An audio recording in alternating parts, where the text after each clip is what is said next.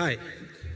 Feroz Nathani lived most of my life in India, but now in Hoboken, New Jersey. Warren, first, thank you for replying to my letter. I had misspelled your name, and where I come from, if I did the same thing, the reply would have been more on get my name correct before asking me a question. So thank you once again. Investment managers nowadays are benefiting a lot more at the expense of the investors and the profession.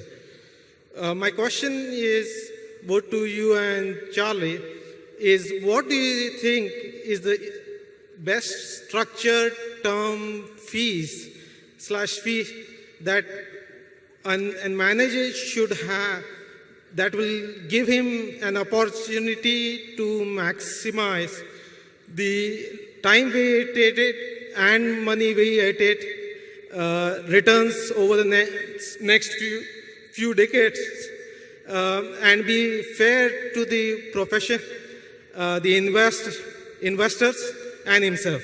Thank you. Before I answer that, I think I should tell you a very short story. It's a little embarrassing, but I got worried a few years ago about Charlie's hearing. But I mean, the guy's been my pal for 45 or 50 years, and I didn't really want to confront him with this apparent evidence of old age. So I went to a doctor and I said, you know, I got this good pal. I don't think he's hearing so well. I really don't want to confront him with it. So what do you suggest I do to check this out? He said, well, stand across the room, talk in a normal tone of voice, see what happens. So the next time it was Charlie, got across the room and I said, Charlie, I think we ought to buy General Motors at 30. Do you agree? Not a flicker. Not a flicker. I went halfway across the room. I said, Charlie, I think we ought to buy General Motors at 30. Do you agree? Nothing changes. I get right next to him, put my voice in his ear. I said, Charlie, I think we ought to buy General Motors at 30. Do you agree? Charlie said, for the third time, yes.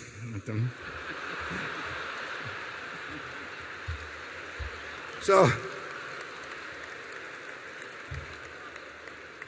Charlie, would you like to address that question? Yes, the question addressed the problem of unfairness of executive compensation and the effects of that unfairness on investors. And now that you know the question, you can solve the problem.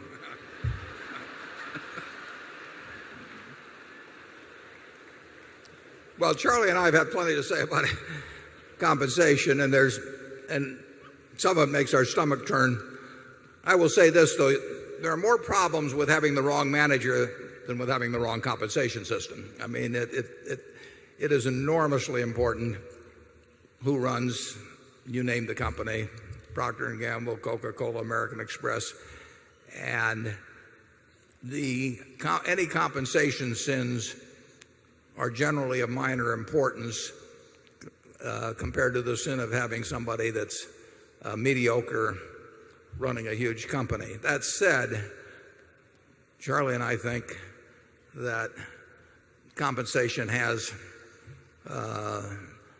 there's a natural tendency because of ratcheting, because of the publicity of what other people get, and because of the lack of intensity in the bargaining process. I mean, you read about labor contracts, you know, where impasses go on for weeks and where they negotiate till 3 in the morning, and you know both sides take their case to the press and everything. I ask you, when have you heard of a comp committee, you know, working till 4 in the morning, declaring an impasse for a week, not being able to make a deal? It just doesn't happen because the CEO cares enormously how he or she is paid, and to the comp committee, and they're doing perhaps a little better job now, but it's basically play money. And of course, as I pointed out in the past, I've been on 19 boards. They put me on one comp committee, and they regretted it subsequently. They are looking for Cocker Spaniels with their tails wagging to put on comp committees, and they're not looking for Dobermans. And I try to pretend I'm a Cocker Spaniel just to get on one, but it doesn't work. But there is not a parity of intensity in the bargaining process. One guy cares enormously and the others don't. And as Charlie has pointed out in the past, what really drives a lot of this ratcheting impact is envy. I saw that on Wall Street, that you can talk about greed, but if you paid somebody $2 million, they might be quite happy until they found out the guy next to him made $2,000,001, and then they were miserable. And Charlie also has pointed out that envy of the 7 deadly sins is probably the dumbest, because if you're envious of somebody, you feel terrible. And the other guy isn't bothered at all. So all you get out of envy is this miserable grinding in your stomach and all that sort of thing. Compare that to some of the other sins like gluttony, which we are about to engage in. There's some upside to gluttony. I'm told there's upside to lust, but I'll leave that to Charlie to explain. But envy, where the hell is the upside? But it does produce this ratcheting effect in pay. The comp committee sits down, the human relations person comes in, the human relations person knows that what the CEO thinks of them is going to determine their future, and the human relations department recommends some comp consultant, and the comp consultant knows that his recommendation to other firms is dependent on what these people say about him. So under those circumstances, can you imagine that it's anything like a fair fight? It's a joke.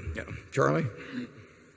Yes, the process is contributed to by a wonderful bunch of people called compensation consultants.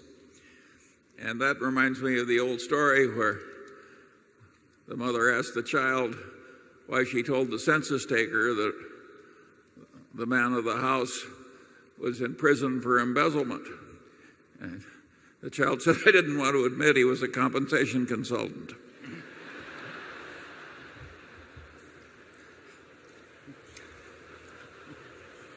We'll get around to the rest of you later on, too. Don't feel smug because we haven't attacked your... I just had a note handed to me. We do have about 27,000 people here. The overflow rooms are full. And we have a whole bunch in the exhibition hall as well.